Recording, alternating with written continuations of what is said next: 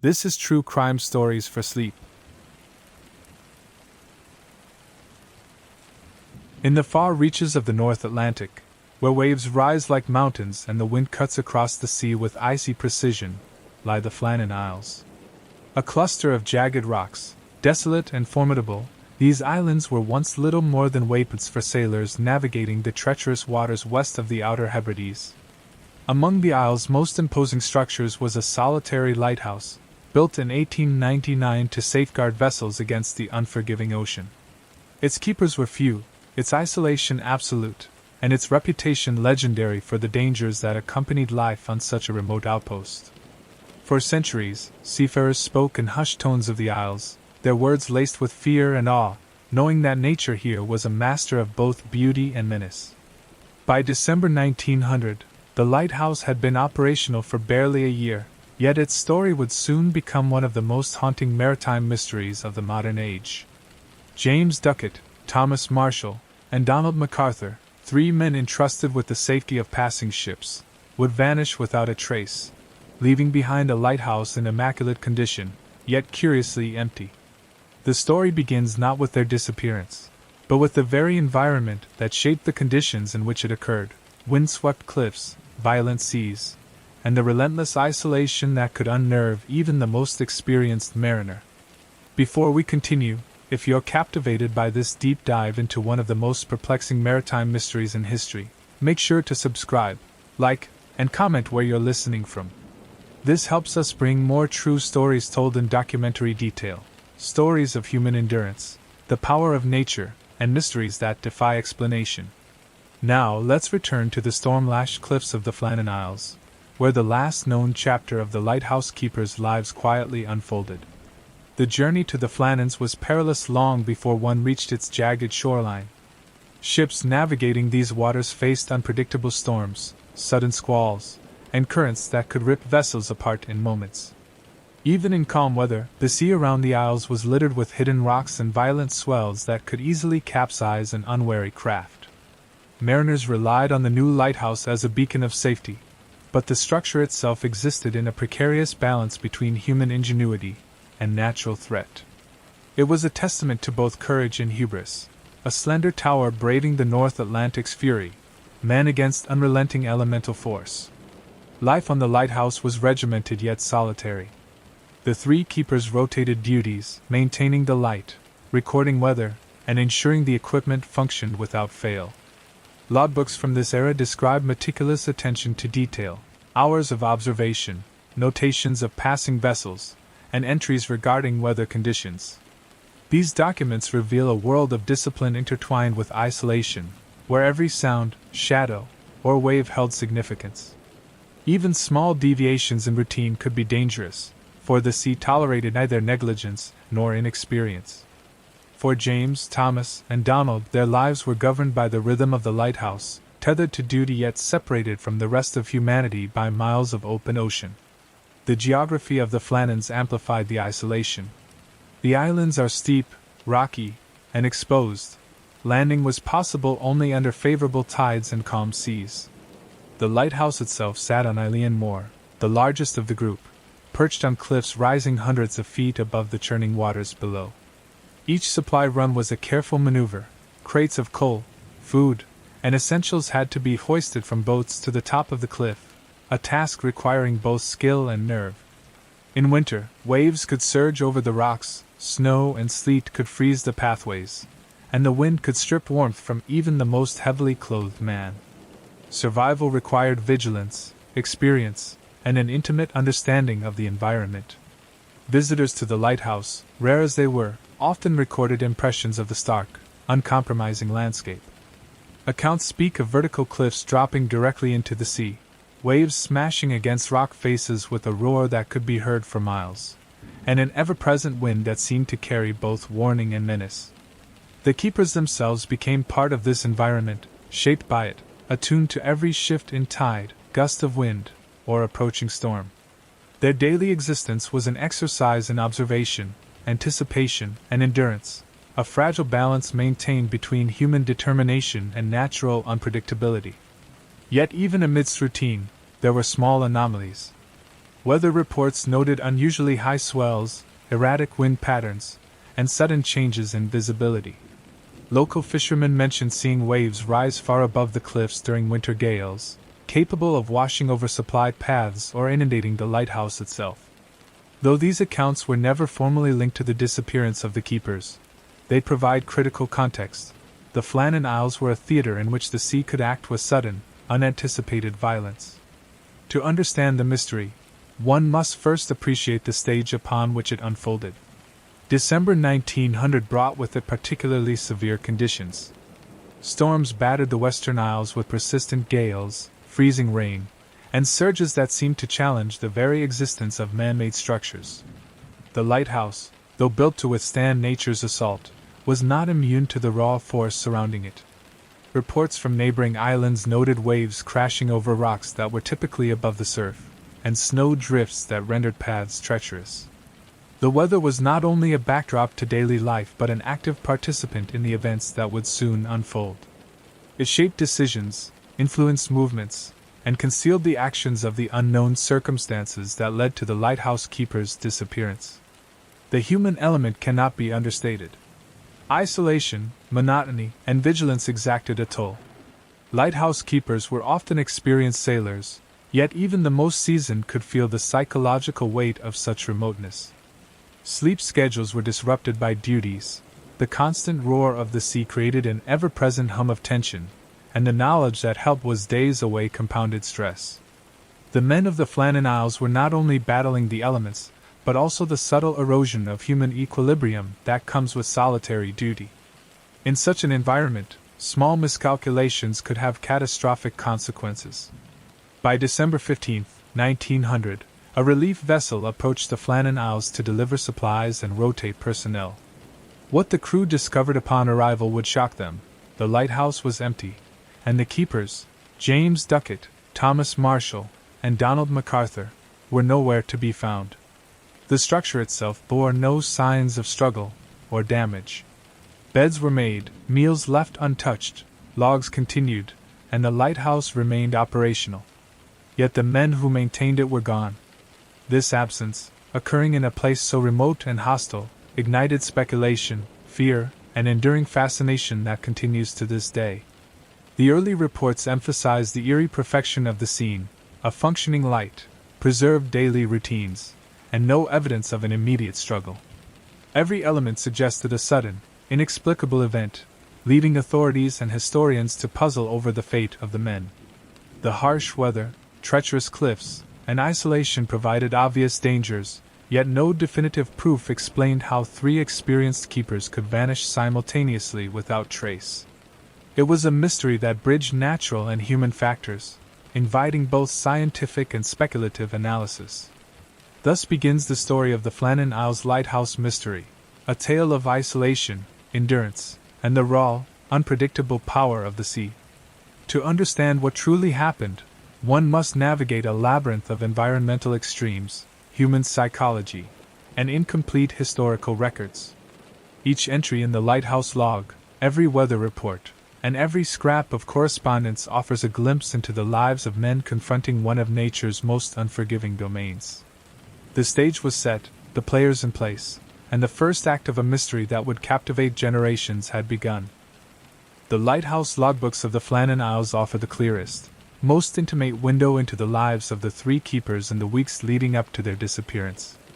These records, kept with meticulous care, reveal the rhythms of daily life, the weather's relentless cruelty, and subtle hints of unease that, in retrospect, seem laden with foreboding. James Duckett, Thomas Marshall, and Donald MacArthur were diligent men, conscientious in their duties, each entry reflecting both the discipline required to maintain the light and the isolation that defined their existence. Yet, woven into these meticulous notes are subtle anomalies, small discrepancies, cryptic phrases, and references to storms that hint at the precariousness of their situation. The logbooks record routine tasks with exacting detail, the lighting and extinguishing of lamps, checks of fuel reserves, and meticulous notation of weather conditions. The keepers documented wind direction, wave height, and cloud patterns, noting that the North Atlantic's temperament could shift in moments. On December 12, 1900, entries indicate a particularly severe gale sweeping the islands, with waves described as mountainous, breaking over rocks thought usually safe from the tide. The men recorded their efforts to secure equipment and fortify pathways, yet even in these careful notes, a tone of unusual urgency creeps through, as though the men were aware of danger greater than routine storms. Interestingly, some entries contain ambiguous statements that have puzzled historians for decades. One entry references an odd swell higher than seen before, while another mentions a shadow upon the cliff. Whether these phrases were metaphorical descriptions of natural phenomena or subtle warnings of unforeseen peril remains uncertain. The language is brief, reflecting the men's training in concise log-keeping, yet the choice of words has fueled speculation. Were they merely recording observations, or signaling unease that they could not explicitly articulate? Beyond the weather, the logbooks also reveal aspects of the keeper's social dynamics and personalities. James Duckett, as the senior keeper, wrote with a formal, structured style, emphasizing procedure and protocol. Thomas Marshall's entries occasionally display a dry humor, noting the monotony of isolation or quipping about minor inconveniences. Donald MacArthur's handwriting is precise, meticulous, with attention to detail that borders on obsessive. Together, the entries suggest a trio accustomed to disciplined cooperation, aware of the stakes of their position, and capable of responding to emergencies. Their apparent harmony makes the abruptness of their disappearance all the more confounding. Supply records, also maintained within the logbooks, provide additional context. The keepers tracked food, fuel, and essential equipment with care, ensuring that the lighthouse could operate without interruption. At the time of their disappearance, provisions were sufficient. There was no evidence of shortages that might have forced risk-taking or desperate action. The absence of any logged indication of illness or conflict further reinforces the enigma. 3 men, fully capable, supplied, and experienced, vanished without leaving clear clues or evidence. Close study of the entries reveals attention to environmental details that modern meteorologists have used to reconstruct the conditions around the time of the disappearance. Notes of gale-force winds, snow, and heavy swells breaking upon the landing path align with historical weather data from nearby islands and mainland observatories. These details confirm that the men were contending with significant natural hazards. Importantly, the logbooks indicate the keepers' awareness of these dangers and their efforts to mitigate risk, suggesting that if they were lost to the sea, it was either sudden, unforeseen, or caused by forces beyond even their experience and expertise. Several passages, subtle yet chilling in hindsight, have inspired numerous theories. One log entry mentions that the island's landing steps were covered with drift, slippery underfoot. Another notes that the light remained operational, but a shadow fell unusually upon the western rocks. Modern researchers debate the meaning of such notes. Some interpret them as descriptions of rogue waves threatening the cliffside, while others see them as signs of psychological strain or heightened awareness of danger. The ambiguity of language, combined with the isolation of the men, creates a tension that makes the logbooks both invaluable and maddeningly inconclusive. The timing of the entries also raises questions.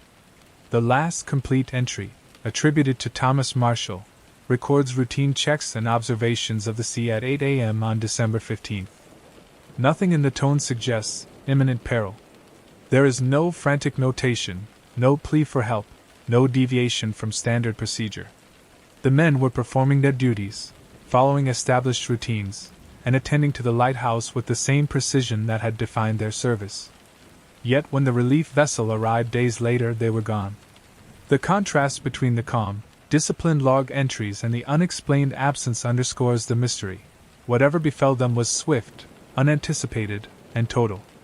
Logbooks also provide insight into the broader maritime environment. Entries note passing ships, distant signals, and changes in visibility, demonstrating that the keepers were not entirely isolated from the outside world. Their observations were part of a network of maritime awareness, contributing to navigation safety for vessels hundreds of miles away. That the men could vanish despite these connections emphasizes the isolation of the physical environment itself. Cliffs, waves, and wind could sever even experienced seafarers from safety in moments. Another intriguing aspect is the consistency of handwriting and record keeping. There are no signs of hurried entries, confusion, or panic.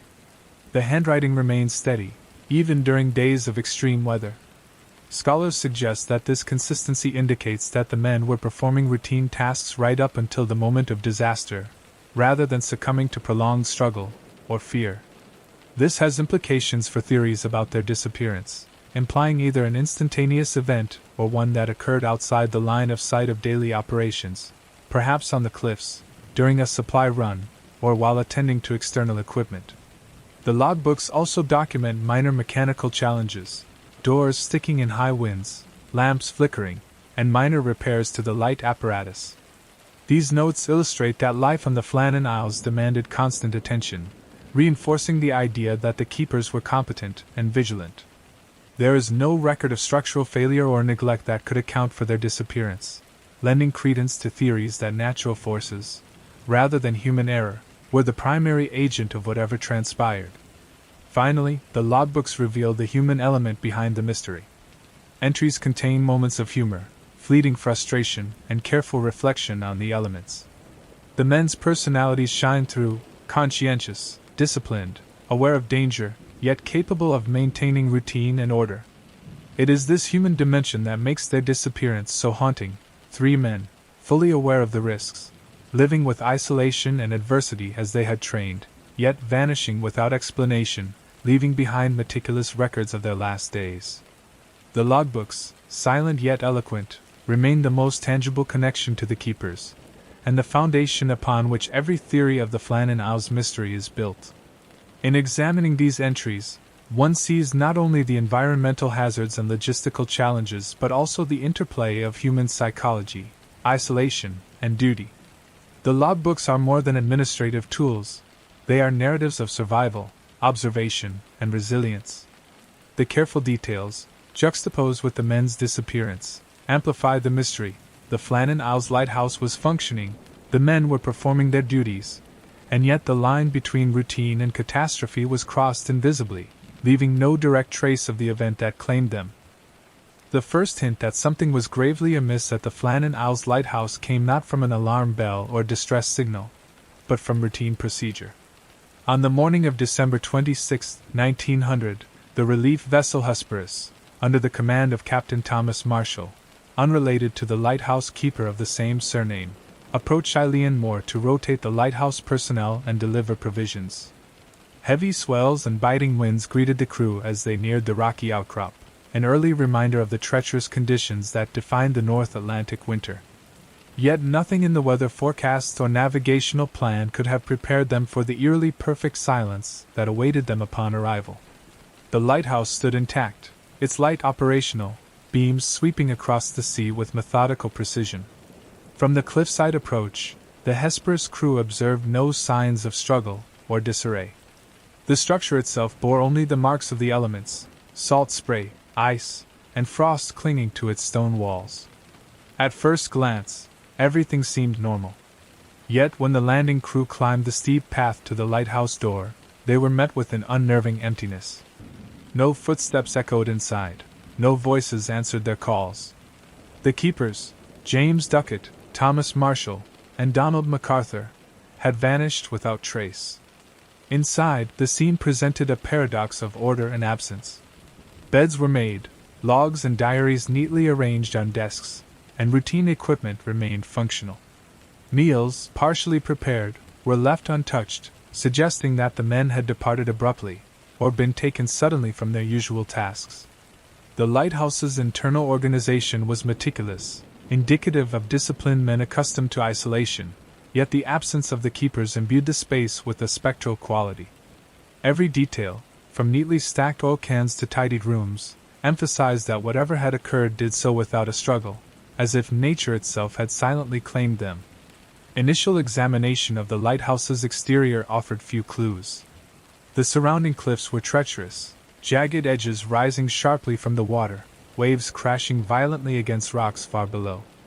Nearby, the landing area showed signs of heavy sea activity, broken crates, displaced rocks, and evidence of water washing over paths that were normally accessible during supply runs. Captain Marshall and his crew noted that the wooden gate leading from the landing to the lighthouse had been damaged, possibly by the force of a rogue wave. These observations suggested that any excursion outside the lighthouse, whether routine maintenance or inspection, could have exposed the men to lethal natural forces. The relief crew began methodically searching the lighthouse for evidence. In the kitchen, utensils were in place, pots and pans clean, and the hearth cold but maintained. Logs were reviewed, confirming the last entries made on December 15th. These entries recorded routine weather observations, equipment checks, and standard procedural notations, with no hint of imminent danger. Beyond minor anomalies, such as notes about high swells and slippery paths, nothing in the records indicated that the keepers anticipated the extraordinary event that claimed them. One particularly perplexing observation concerned the personal effects of the men. Clothing was neatly stored, personal belongings intact, and essential tools accounted for. The orderly arrangement suggested that the keepers had not prepared for departure, arguing against a voluntary evacuation. Similarly, there were no indications of a struggle or resistance. Doors were locked from the inside, furniture remained in place, and there were no signs of damage beyond the typical wear of exposure to the Atlantic gales. The absence of evidence became evidence in itself, a chilling indication of sudden, unobserved disappearance. In the days following the discovery, the authorities and newspapers struggled to reconcile the physical evidence with the human mystery. Reports emphasized the lighthouse's maintained operation, highlighting the fact that 3 experienced men had vanished without warning or trace. The Scottish Board of Trade and the Northern Lighthouse Board dispatched investigators to document the scene, yet they were confronted with the limitations of both environment and evidence. Rugged cliffs, turbulent seas, and the isolation of the Flannan Isles made thorough investigation difficult, constraining analysis to what could be observed from both sea and land. Contemporary press accounts contributed to the aura of the unknown. Newspapers described the lighthouse as haunted by the void and silent in the hands of the storm, emphasizing the eerie perfection of the scene. Writers speculated on every possible cause, from sudden storms to sea creatures, while photographs and sketches documented the landscape, the lighthouse, and the surrounding cliffs. These visual and textual records cemented the mystery in public imagination, amplifying both curiosity and fear. The juxtaposition of the meticulous order within and the harsh chaos outside underscored the precariousness of life on the Flannan Isles. The discovery prompted immediate logistical challenges. The relief crew had to manage a safe return, deliver the necessary supplies, and secure the lighthouse against further exposure to the storm. At the same time, they had to report the disappearance to authorities and coordinate with mainland officials for follow-up investigations. The process illustrated the complexity of maritime administration in extreme environments. Communication was slow, travel treacherous, and every step required careful navigation of natural hazards. The very factors that had contributed to the keeper's disappearance now complicated the response, delaying systematic investigation and reinforcing the sense of uncertainty. The absence of bodies became a focal point of speculation. Some historians suggest that a rogue wave or sudden swell could have swept the men off the cliffside or landing path, carrying them into the turbulent sea. Others argue that structural hazards, combined with wind and ice, might have precipitated an accident while tending external equipment. The lack of physical remains meant that these hypotheses could not be conclusively verified. Instead, investigators relied on circumstantial evidence, weather reports, logs, and environmental observations. Every conclusion remained tentative, every theory provisional, further deepening the mystique surrounding the event. Eyewitness accounts from passing vessels offered additional context, though little clarity. Fishermen and traders noted the intensity of storms in the week leading up to the disappearance, and recounted observing massive waves striking Eilean Moor. Some reports described waves reaching heights sufficient to crash over pathways typically considered safe for landing. These accounts suggest that environmental conditions on December 15th may have been extreme even by Atlantic standards, creating a plausible mechanism for accidental loss while preserving the interior of the lighthouse as intact. The human dimension, experience, judgment, and reaction to environmental hazards, also played a role in interpreting the discovery. James Duckett, Thomas Marshall, and Donald MacArthur were seasoned keepers, trained for isolation and storm conditions. That such experienced men could vanish highlights the unpredictability of nature and the thin margin between survival and catastrophe. Investigators concluded that even minor misjudgments or misfortunes could result in fatal consequences, particularly when the surrounding terrain amplified risk with sheer cliffs, icy surfaces, and relentless swells. In the final analysis, the discovery of the empty lighthouse created a paradox that continues to captivate researchers and the public alike. A structure designed to safeguard human life stood as a silent witness to the loss of those entrusted with its operation. The men's meticulous records, the intact interior, and the absence of bodies all suggest a sudden, extraordinary event, one that defied conventional understanding. The mystery lies not merely in the disappearance itself, but in the eerie precision of the environment that both preserved evidence and concealed explanation. The events of that morning, the approach of the Hesperus, the observation of an empty lighthouse, and the methodical investigation of its interior, serve as the critical turning point in the Flannan Isles narrative. From this moment forward, speculation, analysis, and legend intertwined. The scene was documented, reported, and scrutinized, yet the core question remained unanswered: what truly happened to the men entrusted with the light, left behind only by the vast, indifferent sea? The empty lighthouse, in all its order and isolation, became a haunting symbol of the intersection of human diligence and natural unpredictability, a silent witness to one of maritime history's most enigmatic disappearances. In the days and weeks following the discovery of the empty Flannan Isles Lighthouse, speculation spread rapidly, carried first by word of mouth among mariners and then by newspapers across Scotland and England. The inexplicable nature of the disappearance, coupled with the intact lighthouse and meticulous logbooks, invited a wide array of theories. These ranged from plausible maritime accidents to the bizarre and supernatural, reflecting both the curiosity and anxiety of early 20th century society confronted with a mystery that eluded simple explanation. The most widely reported theory at the time was that of an accident caused by the North Atlantic's treacherous conditions. Mariners and newspapers pointed to rogue waves, gigantic swells capable of washing over cliffs and landing paths. Several witnesses from passing vessels described seeing waves reaching far above the typical high water mark, surging against the landing areas and rock outcrops. According to this line of reasoning, one or more keepers may have been swept away while attempting routine external tasks, such as checking moorings or inspecting the cliffside.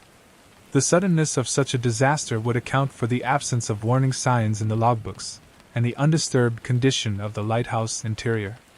Supporters of the storm theory emphasize that December is notoriously violent in the Outer Hebrides, with gales, freezing spray, and unpredictable sea conditions. Historical weather records corroborate accounts of exceptionally high winds and heavy swells during the period immediately preceding the disappearance. Proponents argue that the men, no matter how experienced, faced conditions that could turn fatal in moments, and the hazards of supply runs or climbing the cliffs may have been underestimated.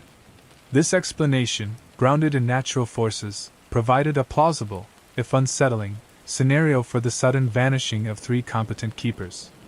Another theory circulating in newspapers involved structural misadventure.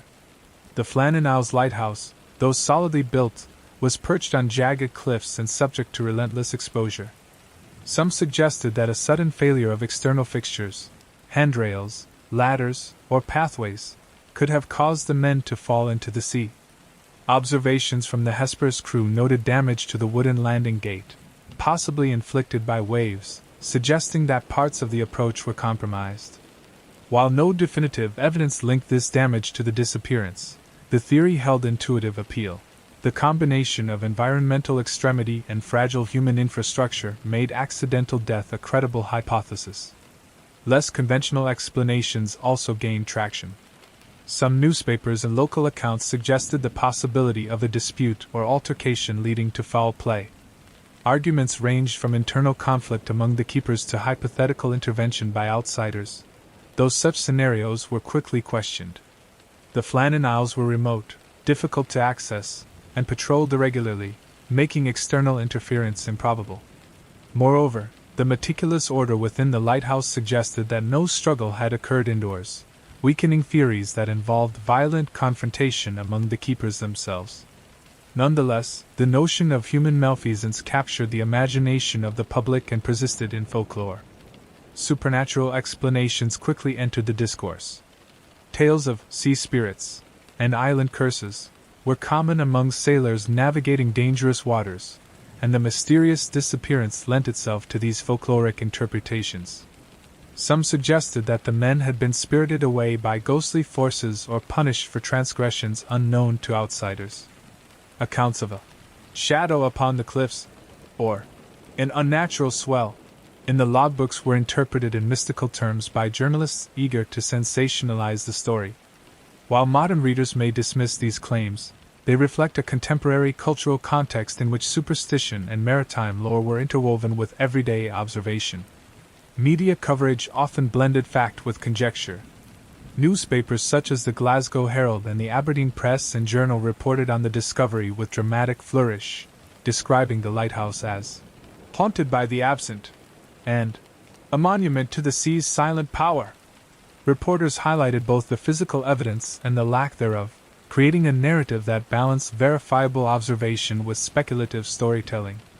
These articles shaped public perception, reinforcing the sense that the Flannan Isles disappearance was extraordinary, defying both natural and human explanation.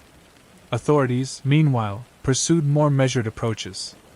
The Northern Lighthouse Board, responsible for the lighthouse, conducted inquiries into structural integrity, weather conditions, and operational procedures. Their reports emphasized extreme environmental hazards and the possible consequences of a wave sweeping one or more keepers from the cliff or landing area. Although definitive conclusions were unattainable, these official documents grounded the discourse in practical, occupational risk, offering the most methodical assessment of the event. Maritime communities engaged in their own informal investigations. Experienced sailors shared observations of the seas near the Flannan Isles, noting the height of waves, patterns of storm surges, and hazards of ice and spray. They debated whether the keepers could have been caught in a momentary lapse while performing external duties or if an uncharted risk, such as a sudden landslip or unstable rock, might have claimed their lives. Such discussion reinforced the plausibility of accidental death while maintaining the mystique of the unexplained. Psychological and environmental factors also influenced contemporary theories. The combination of isolation, monotony, and severe weather created a context in which misjudgment, or error, could be fatal. Newspapers speculated on human fatigue, distraction, or panic induced by sudden environmental shifts, imagining scenarios in which all three men could have been lost in a single incident. These considerations, while speculative, reflected early recognition of how human cognition and environmental extremity intersect to create conditions ripe for disaster. Despite the variety of theories, there was consensus on one point: the disappearance was unprecedented. Cases of single individuals lost at sea were tragically common, yet the total vanishing of 3 trained keepers without a trace defied expectation. This anomaly contributed to enduring fascination, encouraging both professional inquiry and imaginative speculation. In a pre-radio era, with infrequent supply runs and limited communication, the Flannan Isles presented a unique laboratory for exploring human vulnerability, environmental unpredictability, and the thin line between order and catastrophe. By the end of 1900, public and official interest converged on 2 dominant theories: natural accident and extreme weather. Storms, rogue waves, and cliff hazards formed the backbone of credible explanation, while less tangible forces, conflict, supernatural intervention, or mysterious events, permeated popular imagination. The interplay between these perspectives illustrates the tension between empirical assessment and narrative desire. Authorities sought rational explanations, while the public embraced the mystery, often elevating it to legend. In retrospect, these early theories reflect both the limitations and ingenuity of the time. Investigators and journalists had to work with incomplete evidence, unreliable witness reports, and the challenges of remote, hostile geography. The very remoteness of the Flannan Isles intensified speculation. Without bodies, with an intact lighthouse, and in the presence of extreme environmental conditions, any theory remained provisional. Yet even these imperfect analyses laid the groundwork for later research, modern reconstruction, and enduring cultural fascination. Ultimately, the early 20th century theories of the Flannan Isles mystery capture a society grappling with the limits of knowledge and human experience. Whether through rational deduction, folklore, or imaginative narrative, observers sought to explain an event that defied ordinary understanding. Storm, misadventure, human error, or supernatural intervention, all were considered plausible. The persistence of uncertainty, the absence of definitive evidence, and the captivating drama of the unknown ensured that the Flannan Isles disappearance would endure as one of the most haunting maritime mysteries in history. The relentless North Atlantic, with its churning waves, sudden gales, and treacherous currents, forms the natural theater upon which the mystery of the Flannan Isles Lighthouse unfolded. While contemporary speculation ranged from supernatural abduction to interpersonal conflict, the most enduringly plausible explanations lie in the raw forces of nature surrounding the islands. To understand what may have occurred, one must first examine the geography, meteorology, and hydrodynamics that shaped the environment the keepers confronted in December 1900. The Flannan Isles themselves are a cluster of small, jagged rock formations rising sharply from the sea, exposed to prevailing westerly and northwesterly winds. The lighthouse stood on Eilean Moor, the largest island, perched upon cliffs that drop precipitously to the Atlantic below. Landing areas were narrow and uneven, accessible only during brief periods of calm seas. A surge or wave exceeding expectations could easily sweep anyone attempting a routine task off the cliffside. Historical observations indicate that waves in this region can rise far above high water marks, a phenomenon amplified by storm surges, seasonal swells, and submerged topography. In December 1900, meteorological data from nearby Scottish islands and mainland stations confirmed the presence of unusually severe weather in the Outer Hebrides. Gale-force winds were recorded across the region, accompanied by rapid temperature fluctuations, snow, and sleet. These conditions created powerful currents and rogue swells capable of inundating cliff paths and washing over structures near the waterline.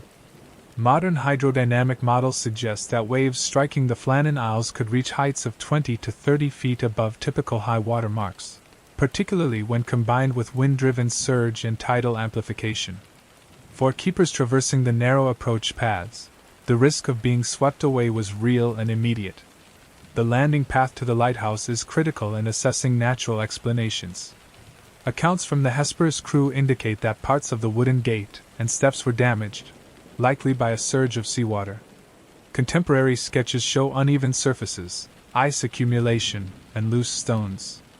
These conditions, coupled with strong gusts, could have destabilized anyone moving between the cliffside and the lighthouse. A misstep, a loss of balance, or the sudden impact of a wave could have had fatal consequences. The absence of any evidence inside the lighthouse supports the idea that the keepers may have been lost outdoors, beyond the reach of the meticulously maintained interior. Rogue waves present a particularly compelling explanation.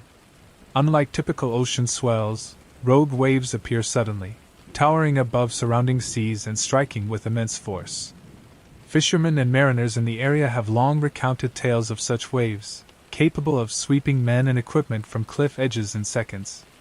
The topography around the Flannan Isles, with steep cliffs and narrow access points, creates conditions conducive to wave reflection and amplification. A single rogue wave could plausibly have swept one or more keepers from the cliffs, their bodies carried into the turbulent waters and never recovered. Tidal and seasonal factors also intensified natural risks. In mid-December, tides were strong and unpredictable, influenced by the lunar cycle. High tides coinciding with storm surges would raise water levels to previously unseen heights, inundating paths considered safe under normal conditions. Observations recorded in the lighthouse logbooks note unusual swells and high water levels, consistent with the notion that the men were contending with extraordinary environmental hazards. These combined factors suggest that accident, rather than foul play or voluntary disappearance, is a highly plausible explanation. Wind conditions further complicated safety. Gale force gusts could easily dislodge individuals attempting outdoor tasks. The combination of wind, rain, and ice created treacherous footing, with the added danger of waves crashing against cliffs or spray reducing visibility. Mariners navigating near the Isles often commented on the deceptive nature of seemingly small surges, noting that an ordinary routine task could suddenly become life-threatening. Given these dynamics, the environmental case for accidental disappearance strengthens, supported by both historical records and modern simulations. The behavior of the Atlantic itself introduces additional complexity. The waters surrounding the Flannan Isles are known for strong currents that sweep around the rock formations, creating localized turbulence. A person falling into the sea in such conditions would face almost immediate danger, with limited prospects for survival.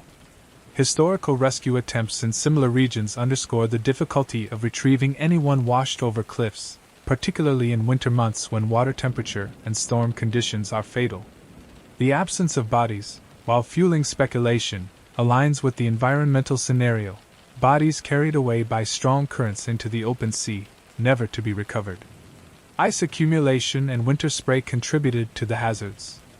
Logs from nearby lighthouse stations report freezing spray that rendered surfaces slick and dangerous. Even small miscalculations in footing could result in falls, especially on narrow cliff edges or rocky paths. Combined with strong winds, high waves, and uneven terrain, the physical conditions created a perilous environment in which a minor accident could rapidly become fatal. The keeper's routine tasks, such as inspecting moorings or delivering supplies, placed them squarely within this zone of risk. Contemporary observations reinforce the plausibility of natural disaster. Crew members of the Hesperus noted evidence of recent high-water activity, displaced stones, damage to the landing gate, and evidence of water washing over paths leading to the lighthouse. These findings support the theory that at least one keeper may have been caught in the surge while performing outdoor duties, with subsequent attempts by the others to assist potentially leading to multiple losses in quick succession. The suddenness and completeness of such an event would account for the absence of struggle or disruption inside the lighthouse. Psychological factors, while subtle, also intersect with natural hazards. The keepers were highly trained, yet isolation and constant exposure to extreme conditions affect perception and judgment. A brief lapse in concentration or misinterpretation of wave patterns could have had catastrophic consequences.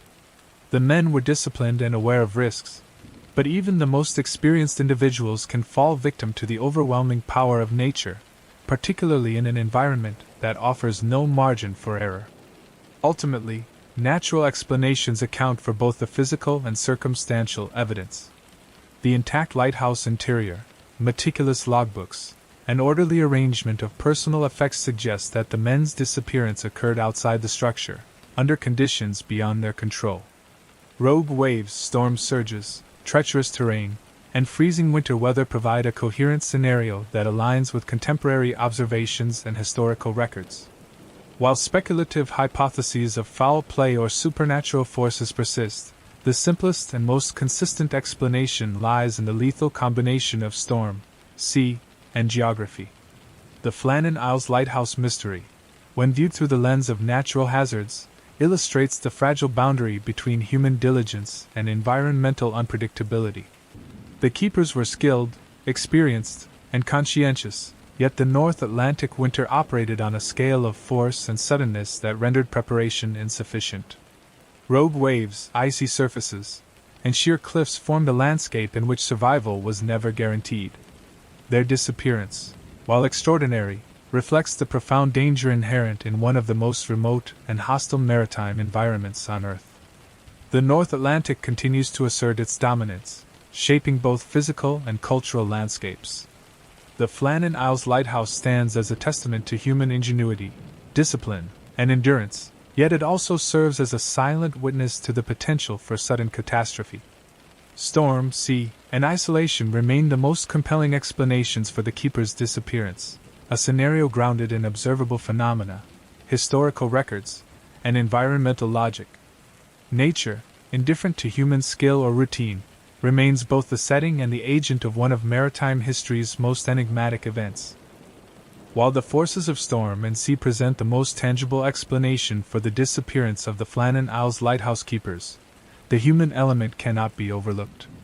Isolation, monotony, fatigue, and the relentless pressure of duty create conditions in which even the most experienced individuals can make miscalculations with devastating consequences. Life on Eilean Moor demanded constant vigilance. The environment was unforgiving, and small lapses could cascade into catastrophic outcomes. Understanding the psychological pressures the keepers faced offers insight into how nature and human limitation may have intersected that December. Isolation, both physical and social, is one of the defining features of lighthouse life. The Flannan Isles are situated some 20 miles from the nearest inhabited island, and the keepers could only be visited during calm seas or scheduled supply runs. Weeks would pass without human contact beyond routine logs and occasional distant sightings of passing ships. For Duckett, Marshall, and MacArthur, the monotony was punctuated by tasks demanding precision, maintaining the light, recording weather, and tending equipment in conditions that tested both endurance and composure.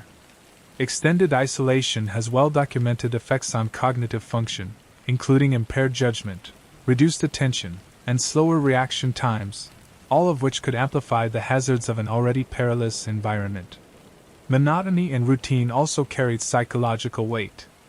The keepers adhered to strict schedules, performing repetitive tasks in the same sequence each day. While this structure is essential for safety, it can contribute to cognitive rigidity, in which unexpected changes or emergencies are more difficult to manage.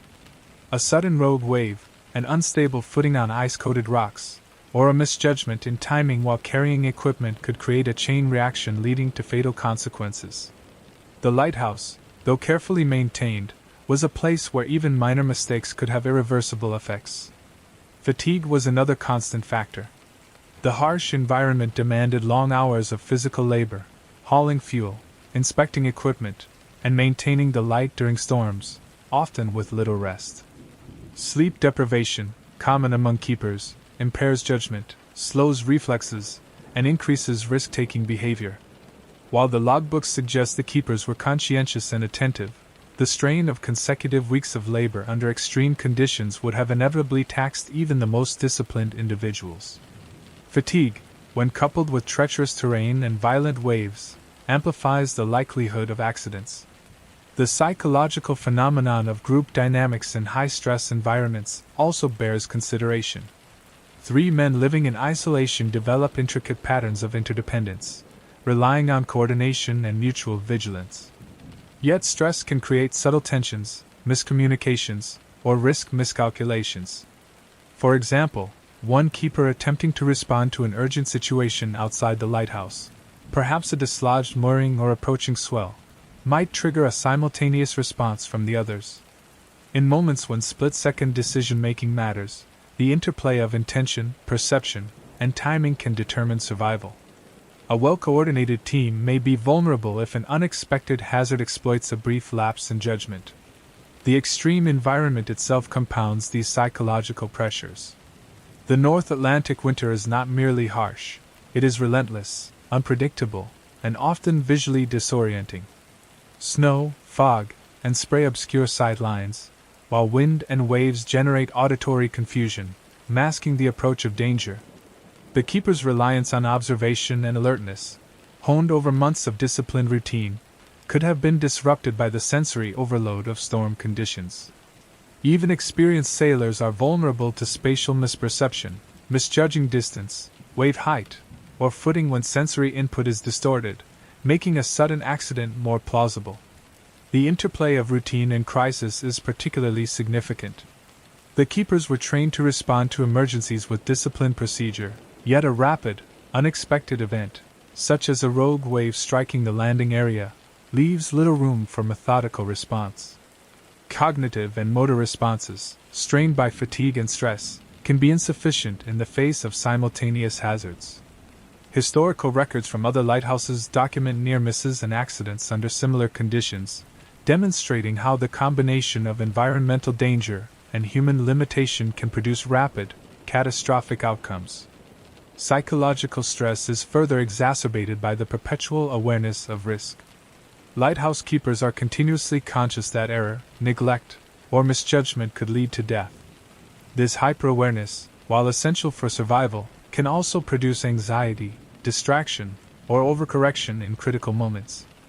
For the Flannan Isles keepers, extreme weather, icy surfaces, and exposure to the open Atlantic amplified this effect. Every task carried both physical and cognitive risk, and the margin for error was exceptionally small. One misstep, one misjudged wave, could, and likely did, prove fatal. Historical accounts indicate that even minor incidents on remote lighthouses could have disproportionate consequences. A slip on ice, a momentary misplacement of footing, or an unexpected surge could set off a chain of events that quickly overwhelms 3 individuals. The logs, while meticulously maintained, offer no indication that the men anticipated such a catastrophic event.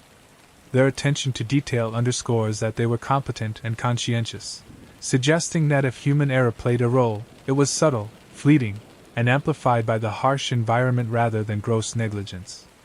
Psychological research into isolated work environments provides modern support for these considerations. Studies show that prolonged solitude, combined with environmental stressors, increases the likelihood of cognitive lapses and situational misjudgment. While the keepers were trained professionals, the North Atlantic in winter is an environment that magnifies the consequences of even minor errors. When paired with the unpredictability of waves, ice, and wind, these factors form a plausible explanation for a sudden disappearance that left no trace inside the lighthouse itself. The human element also intersects with rescue and procedural limitations. The keepers were responsible for their own survival, with no immediate backup or communication. Any error, however small, would have to be self-corrected, and failure meant permanent loss. This responsibility, combined with cognitive and physical strain, underscores how high-performing, experienced individuals can fall victim to environmental hazards. In essence, human limitations, fatigue, perception, reaction, and stress, cannot be separated from the natural risks of the Flannan Isles. The two acted in concert. Finally, the psychological resonance of this element endures. The Flannan Isles Lighthouse mystery is not solely a tale of waves or cliffs, it is also a narrative of human vulnerability. Duckett, Marshall, and MacArthur exemplify the intersection of competence and limitation, endurance and frailty. Their disappearance illustrates how isolation, monotony, and cumulative stress interact with environmental extremes, producing outcomes that, while tragic, are comprehensible within the framework of human psychology. By examining these pressures, modern observers gain insight into the delicate balance between human skill and environmental hazard, a balance that, in December 1900, was tragically upset. In conclusion, the human factor, the interplay of fatigue, isolation, cognitive strain, and environmental stress, is inseparable from natural explanations. While rogue waves and treacherous cliffs provide the immediate cause, psychological pressures shape the keeper's responses, decisions, and vulnerabilities. It was a collision of human limitation and natural force, a perfect storm of circumstance, that likely led to their disappearance. In this way, the story of the Flannan Isles Lighthouse is as much about the human mind under duress as it is about the North Atlantic's formidable power, underscoring the enduring complexity of this maritime mystery. Beyond the measurable hazards of waves, wind, and ice, the Flannan Isles Lighthouse has long been enshrouded in a veil of mystery that transcends natural explanation. Even in the earliest reports, contemporaries speculated that forces beyond ordinary comprehension could have been at play. From whispered sailor superstitions to folkloric interpretations of the island's harsh environment, these unexplained phenomena have woven themselves into the fabric of the mystery, casting the keeper's disappearance in an almost mythic light. Mariners of the North Atlantic are historically cautious with tales of the supernatural. Life at sea is measured against the unforgiving elements, and sailors rely on both observation and intuition to survive. Yet the sea has long inspired narratives of spirits, curses, and portents. The Flannan Isles, remote and imposing, naturally lent themselves to such stories. Craggy cliffs, hidden rocks, and sudden storms were attributed to supernatural guardians or wrathful spirits, and a lighthouse standing against these forces became more than a structure.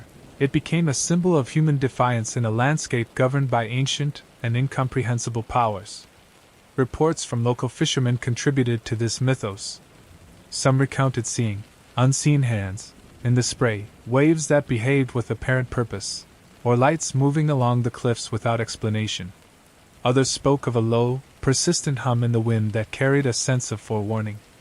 These accounts, though anecdotal and lacking verification, illustrate how the Flannan Isles had already captured the imagination of those familiar with the region. The lighthouse, isolated and imposing, became an intersection where natural danger and human imagination met, magnifying the eerie aura surrounding the keeper's fate. Contemporary newspapers amplified these tales. In describing the discovery of the empty lighthouse, journalists often infused accounts with dramatic flourish, using phrases like, "haunted by the absent," or "claimed by an unseen hand." While intended to captivate readers, these descriptions also reveal how quickly the event transcended physical observation, transforming into a narrative shaped by fear, awe, and cultural myth. The blending of fact with legend made the mystery more compelling, creating a story that endured not only in maritime reports but also in the broader cultural imagination. Sailor superstitions often framed the sea as a sentient entity, capable of rewarding vigilance and punishing arrogance. On the Flannan Isles, a pattern of sudden disappearances and near misses reinforced these beliefs. Anecdotal evidence suggested that even routine tasks could trigger inexplicable outcomes, heightening awareness of environmental hazards and, by extension, the presence of unseen forces. For the keepers, isolated and disciplined, the boundary between observation and interpretation could blur when confronting the ocean's unpredictability, giving rise to narratives that combine natural and supernatural causality. Some explanations invoked atmospheric anomalies. Accounts from nearby islands noted unusual cloud formations, strange light reflections on the sea, and abrupt shifts in wind patterns. These were interpreted in folkloric terms as omens or manifestations of otherworldly forces. Log entries mentioning shadows upon the cliffs, or waves behaving oddly, have been cited by historians and folklorists as evidence of events perceived as anomalous. Whether these phenomena were meteorological in nature or the product of heightened vigilance under extreme stress remains an open question, yet their impact on contemporary perception was significant. Supernatural interpretations also intersected with the psychological state of isolated individuals. Lighthouse keepers, living under prolonged stress and isolation, were susceptible to heightened perception of pattern and meaning. Auditory and visual phenomena, such as wind-blown debris, echoes, and sudden reflections, could be interpreted as omens or active threats. In this context, psychological phenomena and environmental conditions reinforced one another, producing experiences that seemed inexplicable yet were grounded in the sensory and cognitive realities of life on the Flannan Isles. The concept of curses or maritime vengeance also gained traction. Folkloric accounts suggest that the isles were once thought to be inhabited by spirits of the drowned, guardians of the sea, or entities capable of exacting punishment. While these interpretations lack empirical basis, they reflect a cultural framework in which the loss of the lighthouse keepers could be rationalized within a narrative of cosmic justice or supernatural intervention.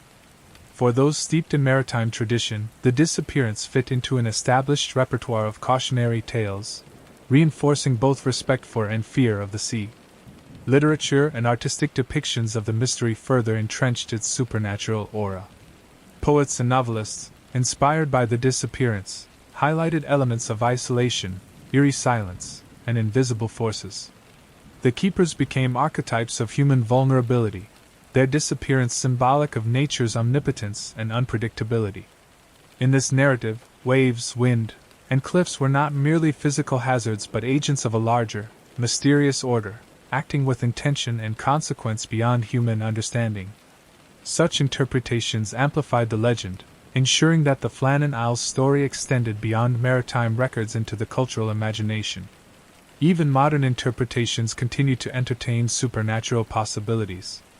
Paranormal enthusiasts and folklore scholars revisit reports of strange lights, sounds, and inexplicable weather anomalies, framing the disappearance in terms of mysterious phenomena. While scientific scrutiny often attributes these accounts to optical illusions, wind, or misinterpretation of natural events, the persistence of such interpretations underscores the enduring appeal of the supernatural in explaining what defies conventional understanding. The Flannan Isles thus occupy a liminal space, a documented historical mystery enveloped by layers of cultural and supernatural narrative. Crucially, the supernatural theories coexist with natural explanations rather than replace them. They provide context for human perception and interpretation under extreme conditions, revealing how extraordinary events are framed in terms of culturally available narratives. The mystery of the Flannan Isles illustrates the interplay of observable phenomena, human cognition, and cultural meaning. The keeper's disappearance, enigmatic in its own right, became amplified in perception through folklore, superstition, and imaginative reconstruction. This blending of natural and supernatural frameworks influenced contemporary maritime policy and public imagination. Authorities, while grounded in empirical investigation, had to contend with a public eager for sensational explanations. Reports highlighting rogue waves or structural hazards were supplemented, in popular imagination, by stories of spirits, curses, and premonitions. The resulting duality, rational hazard versus inexplicable force, ensured that the mystery remained both compelling and resistant to definitive resolution. Ultimately, the Flannan Isles Lighthouse mystery embodies the intersection of human vulnerability, environmental extremity, and cultural meaning. The disappearance of Ducat, Marshall, and MacArthur cannot be divorced from the folklore, superstition, and psychological interpretation that surrounded it. Supernatural theories illuminate not only what people feared but also how isolation, stress, and extreme environment shaped perception. While waves, wind, and cliffs provide the most scientifically grounded explanation, the enduring fascination with the Flannan Isles arises from the way human imagination fills gaps left by uncertainty. The interplay of observable danger and unseen forces continues to captivate scholars, writers, and enthusiasts. The lighthouse, perched on its cliffs, remains a silent testament to both the physical realities and the intangible mysteries of the North Atlantic. It is a place where humans confront both natural and perceived supernatural threats, where cognitive interpretation, environmental stressors, and cultural lore intersect. The disappearance of the keepers serves as a lens through which the limits of human understanding, perception, and survival are revealed, illustrating how unexplained phenomena shape both history and imagination. The disappearance of the Flannan Isles Lighthouse keepers in 1900 has long invited speculation, but modern investigative methods and forensic science have offered new tools to examine what may have transpired. Though no bodies were ever recovered and the site itself is remote and largely unchanged, contemporary researchers have applied historical meteorology, geological analysis, and forensic reasoning to reconstruct possible scenarios. These efforts reveal how science can illuminate human events even when evidence is incomplete, providing context that both supports and challenges long-held theories. One of the first steps in modern analysis involved environmental reconstruction. Historical weather records from the Scottish mainland, combined with contemporary accounts from passing vessels, have allowed climatologists to model the conditions on Eilean Moor during the critical period of mid-December 1900. The models indicate that a severe North Atlantic storm coincided with unusually high tides, creating a perfect confluence for extremely hazardous conditions. Waves exceeding 20 feet in height, combined with strong wind gusts and freezing spray, would have made the cliffside paths and landing areas nearly impassable. These findings lend credence to the long-suspected natural disaster theory, that the keepers were swept away by the sea during routine outdoor tasks. Geological and topographical analysis has further informed these reconstructions. The lighthouse sits on sheer cliffs composed of fractured gneiss and basalt, with landing paths that are both narrow and uneven. Modern surveys indicate that rockfalls and shifting boulders occur with some frequency, particularly under conditions of freeze-thaw and storm erosion. Such instability would have increased the risk for anyone venturing near the edges of the cliffs. A slip caused by ice, loose stones, or destabilized surfaces could have initiated a rapid and fatal chain of events. These natural hazards, when mapped against historical accounts of damage to the wooden gate and displaced stones near the lighthouse, align closely with contemporary observations. Forensic reasoning has also been applied to the logbooks. The meticulous entries of Duckett, Marshall, and MacArthur were analyzed for linguistic patterns, anomalies, and subtle indications of stress or premonition.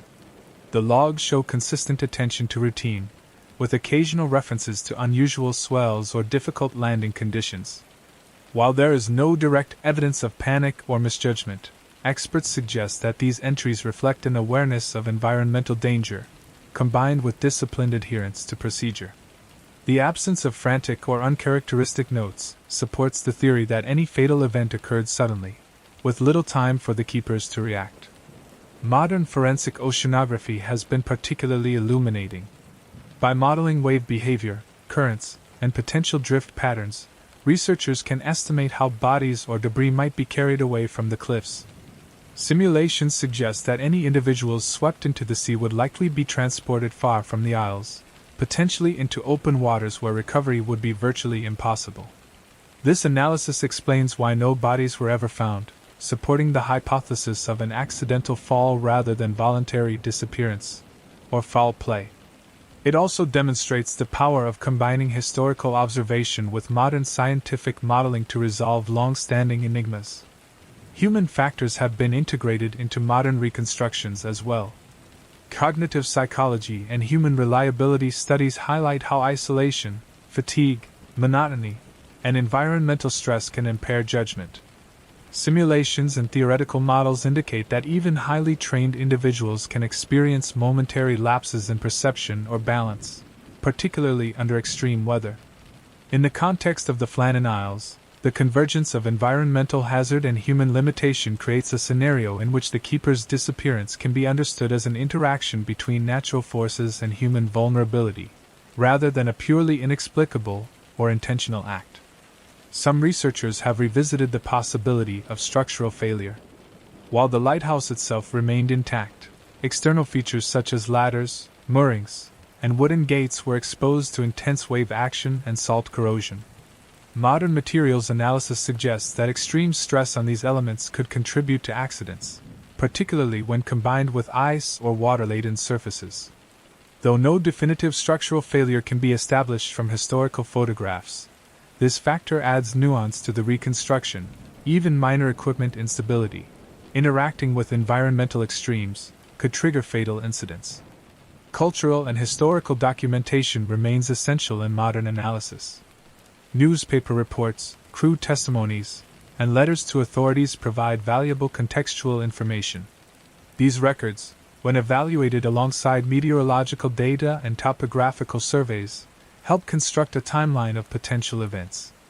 For example, reports from the Hesperus crew describe specific signs of high water activity, including displaced stones and damaged structures, which corroborate both meteorological models and geological surveys. Cross-referencing these independent sources allows researchers to triangulate likely scenarios with greater confidence than would be possible from any single dataset. Despite these advances, some elements remain unresolved. The absence of physical remains limits the conclusiveness of any modern investigation. Likewise, subtle ambiguities in logbook entries, such as cryptic references to shadows or unusual swells, cannot be fully interpreted without speculation. Nevertheless, modern forensic approaches emphasize the plausibility of natural hazards interacting with human error, providing a framework that accommodates both the known facts and the uncertainties inherent in the case. Technological advances have further extended the analytical toolkit. Remote sensing, 3D topographical mapping, and computer modeling of wave dynamics allow contemporary researchers to visualize the conditions that confronted the keepers. Such reconstructions have shown how specific pathways from the lighthouse to the landing area would have been exposed to waves and wind, highlighting points where a sudden accident was most likely.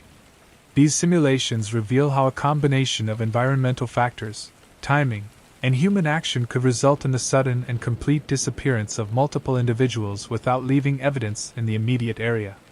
The integration of historical, environmental, and human factors underscores the interdisciplinary nature of modern investigation.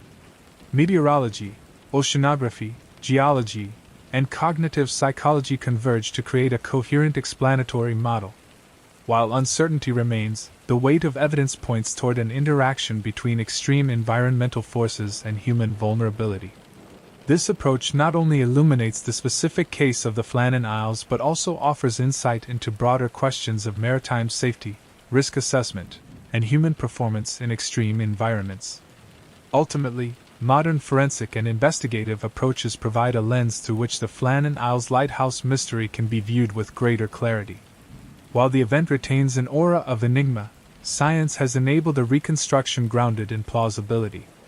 Rogue waves, treacherous cliffs, ice, and wind, combined with the cognitive and physical limits of even highly trained keepers, form a scenario consistent with historical observations, logbook entries, and environmental conditions. The absence of bodies and the intact lighthouse interior are not contradictions but expected outcomes of these interactions.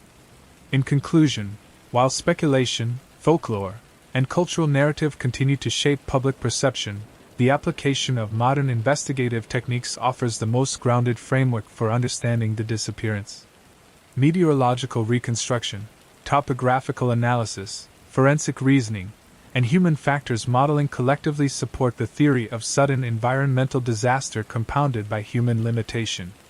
Though the Flannan Isles keepers remain physically unrecovered, their story illustrates how scientific inquiry can bridge gaps left by time, distance, and incomplete records, transforming a century-old mystery into a case study in the intersection of human vulnerability and natural extremity. Beyond the factual reconstruction and forensic analysis, the Flannan Isles Lighthouse mystery has endured in the public imagination, shaping literature, media, and popular culture for more than a century. From early 20th century newspapers to contemporary novels, films, and television, the story of three keepers vanishing into the North Atlantic has become emblematic of human vulnerability, isolation, and the untamable power of nature. The cultural legacy of the event reveals how a single historical mystery can resonate far beyond its immediate context, influencing narrative, symbolism, and collective consciousness. The initial media coverage played a critical role in establishing the mythos of the Flannan Isles. Newspapers from Glasgow, Aberdeen, and London presented the disappearance with a mixture of empirical reporting and dramatic flourish. Accounts emphasized the isolation of the lighthouse, the harshness of the Atlantic winter, and the eerie perfection of the structure's interior. Headlines suggested ghostly overtones, with phrases such as, "The Vanished Keepers," or "Haunted by the Sea." These early narratives, while intended to capture readers' attention, laid the foundation for enduring cultural interest, framing the incident as a story of both human courage and mysterious fate. Literature quickly embraced the narrative. Poets and writers of the early 20th century drew upon the Flannan Isles as a symbol of isolation, danger, and human frailty. Poems such as Wilfred Wilson Gibson's Flannan Isle dramatized the disappearance, emphasizing atmosphere, silence, and the unknowable. Writers used the mystery as a canvas to explore existential themes: the fragility of human life in the face of nature, the inevitability of fate, and the tension between order and chaos. In these works, the lighthouse itself became more than a building. It became a character, a silent witness to the limits of human endurance and comprehension. The story's dramatic potential also found its way into theater and radio. Stage productions in the 1920s and 1930s, often inspired by Gibson's poetry, staged the lighthouse as a site of suspense and psychological tension. Characters were depicted grappling not only with environmental hazards but with isolation-induced anxiety, creating a narrative where the external and internal threats mirrored one another. Radio dramatizations in the mid-20th century further extended the reach of the story, transmitting the mystery to audiences who could imagine the sound of wind, waves, and emptiness through broadcast alone. The medium amplified the haunting quality of the narrative, connecting auditory imagination with the inherent eeriness of the Isles. In addition to literary and dramatic adaptations, the Flannan Isles story influenced the broader field of maritime folklore. Sailors, lighthouse keepers, and coastal communities often retold the incident as a cautionary tale, emphasizing the unpredictable and unforgiving nature of the sea. The narrative reinforced behavioral norms, vigilance, respect for environmental hazards, and meticulous procedural adherence, while also conveying a sense of awe and narrative power. In this context, the disappearance was both historical fact and instructive legend, serving practical purposes while simultaneously captivating the imagination. The rise of modern media further entrenched the story in popular culture. Documentaries, television programs, and online articles have examined the mystery from multiple angles, combining historical records, scientific analysis, and dramatization. In each iteration, the narrative is shaped to highlight suspense, danger, and the unknown. Visual imagery, photographs of the lighthouse, the cliffs, and the surrounding sea, has been paired with atmospheric storytelling, emphasizing both scale and isolation. These presentations preserve the factual record while simultaneously engaging the audience's imagination, reinforcing the story's mystique. Film adaptations, though less frequent, have occasionally dramatized the Flannan Isles. Filmmakers emphasize psychological tension, environmental peril, and the human response to extreme isolation. Narrative techniques such as point-of-view shots, storm simulations, and sound design recreate sensory experiences consistent with eyewitness descriptions, while maintaining ambiguity regarding the precise cause of disappearance. By preserving uncertainty, these adaptations echo the real-world ambiguity that defines the historical record, ensuring that the story remains both compelling and enigmatic. In the digital age, the story has found new life on the internet. Blogs, forums, and social media channels examine historical documents, weather reconstructions, and survivor narratives from similar maritime incidents. The Flannan Isles Lighthouse mystery has become a case study in discussion communities focused on unsolved mysteries, paranormal phenomena, and maritime history. Online, speculation coexists with serious scholarship, creating a multifaceted discourse that mirrors the early 20th century blend of news reporting, folklore, and literature. The accessibility of archives and modeling tools allows enthusiasts to recreate scenarios, debate possibilities, and engage with both environmental and psychological dimensions of the event. Artistic interpretations have further contributed to the story's cultural resonance.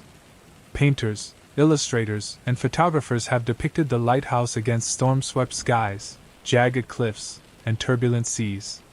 These visual renditions emphasize scale, isolation, and drama, reinforcing the symbolic meaning of the lighthouse as a place of vigilance, endurance, and mystery. The interplay of natural forces and human presence creates a tension that is as much emotional and aesthetic as it is historical. By translating the event into visual form, artists preserve the narrative in cultural memory while expanding its interpretive possibilities. Music has also engaged with the mystery. Composers and songwriters have used the disappearance as inspiration for instrumental works and lyrical narratives, exploring themes of absence, loss, and the overwhelming power of nature. These musical interpretations echoed the dramatic intensity captured in literature and visual arts, highlighting the story's capacity to evoke emotion, suspense, and reflection.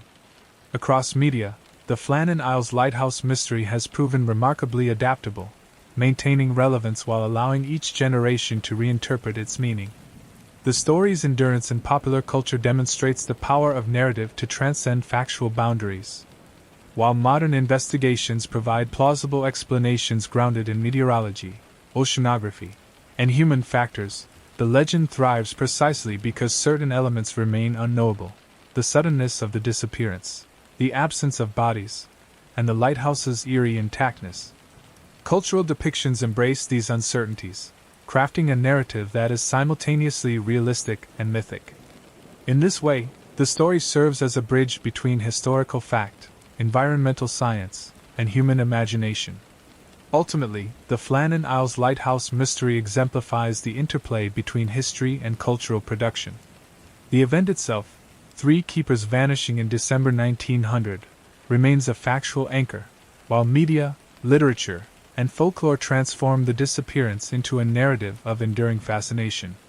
The lighthouse, the sea, and the cliffs serve as symbols, and the keeper's disappearance becomes a canvas upon which human vulnerability, courage, and mystery are projected. Cultural engagement ensures that the story persists, inviting continual reinterpretation, reflection, and exploration. The continued interest in the Flannan Isles highlights a broader phenomenon: the human desire to understand, dramatize, and mythologize extreme events. In this case, environmental hazard, human endurance, and unexplained disappearance converge, producing a narrative that is both historically grounded and narratively compelling. Through literature, media, and artistic expression, the story endures, reminding successive generations of the intersection between nature's power and human vulnerability, and the ways in which mystery can captivate imagination long after the initial event. More than a century after Duckett, Marshall, and MacArthur vanished from the Flannan Isles Lighthouse, the case continues to captivate historians, mariners, and enthusiasts alike. Despite extensive documentation, rigorous environmental analysis, and modern forensic reconstruction, definitive answers remain elusive. The enduring fascination stems not only from the unexplained disappearance itself but also from the way the mystery embodies the precarious intersection of human vulnerability, natural forces, and the limits of knowledge. The Flannan Isles are as much a stage for imagination as a location for empirical investigation, a place where the past refuses to fully yield its secrets. The lighthouse, perched on jagged cliffs rising sharply from the Atlantic, remains a silent witness to the events of December 1900. Its stone walls, meticulously maintained, seem unchanged, as if time itself has preserved the environment in a tableau that invites speculation. Visitors today describe this sense of isolation and exposure with immediacy. The roar of the waves, the unrelenting wind, and the narrow pathways that demand careful footing evoke the same dangers that confronted the keepers. The physical setting alone conveys why the disappearance remains plausible under natural hazard scenarios, yet the story persists in folklore precisely because the outcome defies ordinary expectation. 3 men vanished without trace. Public imagination has continued to shape the mystery, ensuring its endurance. Newspapers, documentaries, and online media revisit the narrative, presenting both the factual record and the speculative possibilities. Each retelling emphasizes aspects that resonate with contemporary audiences: the isolation of the lighthouse, the power of the Atlantic, and the human struggle against unforgiving conditions. Visual media often dramatizes storms, cliffside peril, and turbulent seas, creating sensory experiences that echo the historical environment. By doing so, the mystery is continually renewed, bridging the gap between past and present, and sustaining fascination across generations. The enduring intrigue also reflects a broader human interest in unsolved mysteries. The disappearance of the Flannan Isles keepers is both specific and archetypal. It is a story of ordinary men confronted by extraordinary circumstances. The keepers' competence and diligence underscore the randomness of misfortune, highlighting the fragility of human life against forces beyond control. In this sense, the mystery resonates with universal themes of risk, uncertainty, and mortality, explaining why it continues to appear in cultural discourse long after the initial events. Modern maritime and safety studies continue to draw lessons from the incident. Researchers examine the factors that contributed to the disappearance: extreme weather, cliff instability, isolation, and human fatigue, to inform contemporary lighthouse operations, safety protocols, and risk assessment procedures. The Flannan Isles case exemplifies the need for redundancy, communication, and contingency planning in remote operations. By analyzing historical tragedies with modern methodology, maritime professionals can reduce the likelihood of similar incidents while preserving the historical record. In this way, the story contributes not only to cultural memory but to practical knowledge and operational improvement. The mystery also serves as a case study in the limits of evidence. No bodies, no eyewitness accounts, and no immediate survivors leave investigators reliant on circumstantial data, logbooks, environmental reconstruction, and folklore. Each piece of evidence is partial, and every reconstruction is, by necessity, probabilistic rather than definitive. This uncertainty has contributed to the story's mythic quality, as the human imagination fills the gaps left by history. The Flannan Isles are emblematic of the tension between empirical observation and the unknown, demonstrating how mystery can persist when evidence is limited and environmental conditions extreme. cultural interpretations continue to explore the psychological dimensions of the mystery. Writers, poets, and filmmakers have examined how isolation, monotony, and extreme environmental stress affect cognition, decision-making, and human resilience. The Keeper's disappearance becomes a lens through which to explore the human mind under pressure, how perception and judgment operate when external threats are relentless and unpredictable.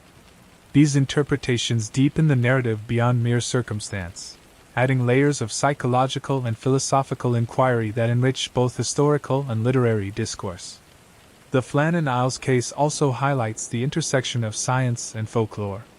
While meteorology, oceanography, and forensic reasoning provide rational explanations for the disappearance, sailor lore, newspaper embellishment, and literary dramatization ensure that the story remains emotionally compelling. This duality, empirical reconstruction alongside narrative myth, illustrates how historical events can acquire cultural resonance. The Keeper's fate is understood through both factual and imaginative frameworks, and the tension between these perspectives contributes to the enduring power of the mystery. Even contemporary digital engagement reflects the story's resilience. Online communities, podcasts, and interactive visualizations allow enthusiasts to explore logbook entries, map wave patterns, and model cliffside hazards. These modern tools democratize the investigation, inviting global participation and interpretation. Yet despite sophisticated simulations, the ultimate outcome remains unknowable. The Keepers disappeared suddenly, and no direct evidence explains their final moments. This tension between high-resolution analysis and historical ambiguity preserves the narrative's fascination, showing how even the most advanced technology cannot fully resolve events that occurred over a century ago in extreme conditions. Psychologically, the case endures because it evokes a combination of dread, awe, and curiosity. The lighthouse symbolizes human effort, discipline, and routine.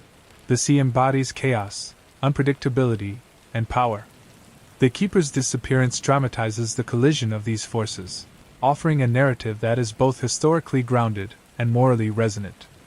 It reminds audiences that expertise and preparedness, while essential, are not guarantees against catastrophe in an environment that operates according to its own scale and logic. The story resonates precisely because it balances credibility with the inexplicable. The Flannan Isles Lighthouse mystery has thus become more than a historical incident. It is a cultural touchstone, a cautionary tale, and a case study in environmental risk and human endurance. Its longevity in public consciousness illustrates the interplay between factual record, environmental plausibility, and narrative imagination. Each retelling reinforces the perception of mystery, ensuring that the disappearance is continuously re-examined and reframed, and that the lighthouse remains a symbol of both human endeavor and natural peril.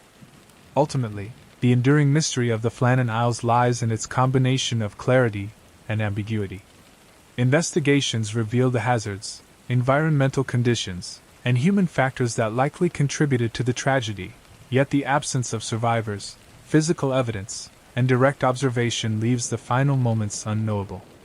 This unresolved quality is central to its lasting impact, capturing the imagination of historians, writers, scientists, and the general public alike. The story persists not merely because it is unexplained, but because it embodies the tension between knowledge and uncertainty, action and fate, human skill and natural power.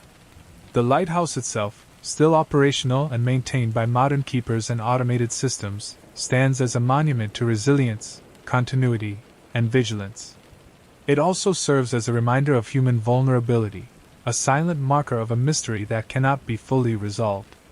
Visitors and researchers confront the same winds, waves, and cliffs that claim Duckett, Marshall, and MacArthur, experiencing firsthand the conditions that shaped the event. In this way, the physical site reinforces both historical understanding and cultural imagination, allowing the mystery to endure in space as well as story. In reflection, the Flannan Isles Lighthouse mystery exemplifies the intersection of environment, human agency, and narrative. It is a case study in survival, hazard, perception, and myth-making. Its endurance across generations illustrates the complex ways history, science, and culture interact to sustain intrigue. By preserving the record, analyzing environmental and human factors, and acknowledging the limits of certainty, the mystery continues to educate, inspire, and provoke reflection. The disappearance of the three keepers is simultaneously a tragedy, a puzzle, and a story that transcends its temporal and geographic bounds, ensuring that the Flannan Isles will remain a compelling symbol of human courage and nature's inexorable force.